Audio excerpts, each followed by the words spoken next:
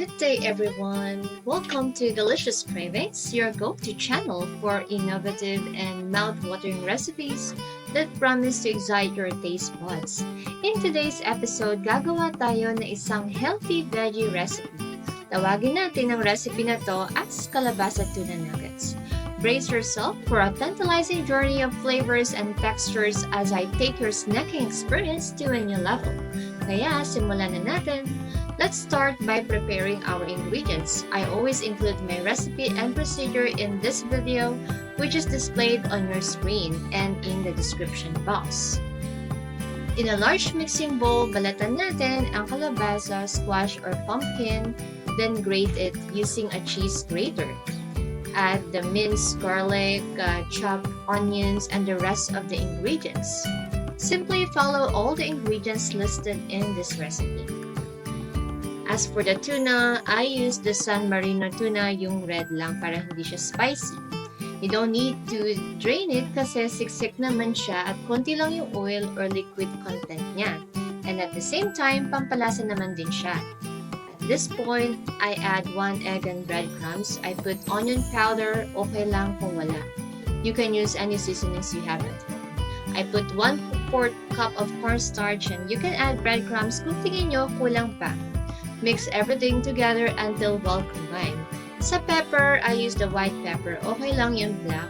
Season this with salt according to your taste. Pag nahalo na ng mabuti, it's time to shape the mixture into nugget-sized portions and coat each nugget in additional breadcrumbs for extra crunch. Sa pag-shape pala ng nuggets, you can play with it or be creative sa kung anong shape gusto nyong ma-achieve. But as you can see, I just form a square or rectangle. Basta kayo na bahala dyan. Sa ganyang shape, nakagawa ako ng 25 pieces. Now, after nyo ma-coat lahat, it's time to cook the nuggets. Just heat oil in a frying pan over medium heat. Once hot, carefully place the nuggets into the pan and fry them until golden brown and crispy on all sides. In cooking the nuggets, kailangan i-deep fry natin siya para equal ang pagkaluto nito. Once cooked, transfer the nuggets to a plate lined with paper towels to drain the excess oil. But for me, I prefer yung ganitong tuluan para talaga tumulo yung excess oil niya. After natin maluto lahat, now we can make the barbecue sauce. Ang ginawa ko dito, pinaghalo-halo ko lang lahat ng ingredients na nakalista sa paggawa ng barbecue sauce. And syempre, pwede nyo pa rin i-adjust according to your taste. Take note na we need to cook this barbecue sauce, which is hindi ko na naipakita sa video na ito.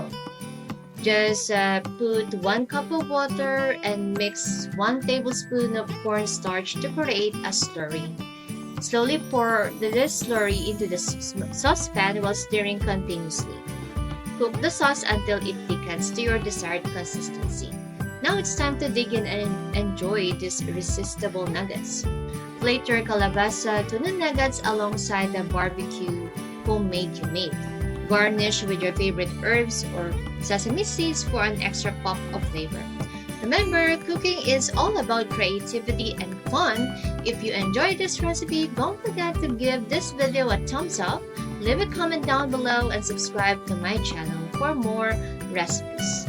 And always remember, spread love in the kitchen and beyond. No hate, just love. Thanks for watching.